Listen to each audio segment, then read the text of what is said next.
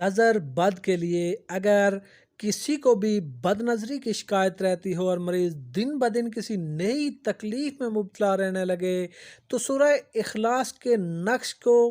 سرخ روشنائی سے لکھے اور اس کے اندر کالی مرچ کا ایک دانہ رکھ کر نقش کو بند کرنے سے پہلے اس پر سورہ اخلاص کو اتنی تعداد میں پڑھے جتنے مریض کے نام کی اعداد ہیں، اتنی تعداد میں سورہ اخلاص شریف کو پڑھے اور اسے گلے میں پہن لے، اور اللہ کے حکم سے اس کو کبھی بھی انشاءاللہ بد نظری کی شکایت نہ ہوگی اور نہ ہی وہ کسی ناخوانی آفت میں مبتلا ہوگا۔ یعنی وہ سورہ اخلاص کے نقش کو لکھے، اس کے اندر کالی مرچ کا ایک دانہ رکھے اور اس شخص کے نام کی اعداد کے برابر